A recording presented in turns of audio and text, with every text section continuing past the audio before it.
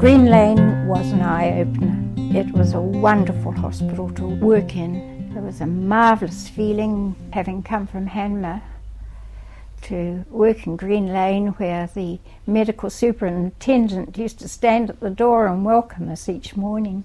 The thoracic surgeons would say, well, once the surgery's over, the physiotherapist is the most important person in the hospital, and we were treated as such. It was just amazing. So that was as far as all the thoracic surgery. We had a lot of TB patients that were receiving thoracoplasties, lobectomies, pneumonectomies, and many of them had been in hospital for many, many years.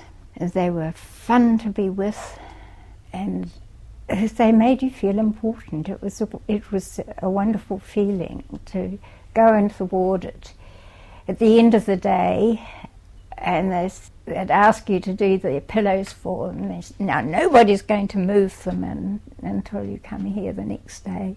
And we all felt that. It was really great. And at that time also they were starting to do mitral and aortic valvotomies. That was exciting for us. Although quite a bit of lung surgery had been done in Dunedin, we hadn't, at that stage, they hadn't started the cardiac surgery. I can remember one very amusing incident. We had one patient in the men's surgical ward who had been very ill for a long time. He really didn't have much lung really left to come and go on.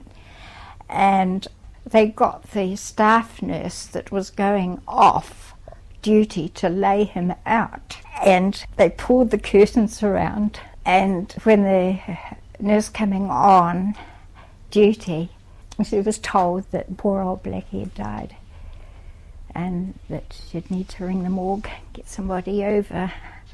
So I gather when he was being transported to the morgue, he sat up and yelled, and the orderlies just about passed out. But there were the sort of hijinks, if you can imagine it, hijinks that happened in that place. It was just incredible, because they had all been together for so long and they were just up to mischief all the time. It was great. Two of us, Marge Ashworth and I, were both working there at the time. Oh, and Margaret Moon came along after its second year there. Anyway, we went from our tramping club and put on a concert there in the evening for them. Silly, stupid sort of pantomime Cinderella thing, but we all dressed up in tramping boots and things. But that was the feeling that existed in that situation. There was a downside, and that was the neurological ward. And I feel in those days our treatment of the stroke patient or any neurological case was very poor. Very, being something that I became sort of passionate about in later years, and I look back and I think, oh, goodness me, it really was very inadequate, the treatment that people received at that time. They spent most of their time in bed. We were expected to get them up, get them standing, try and get them walking no matter what. You know, people, perhaps two people supporting another one, moving the leg, we yanked them around the ward. There was really very, very little re-education. We might have taken them through their range of movement and so forth, but didn't understand what they were capable of doing with good re-education. So I just felt we hated working there, actually.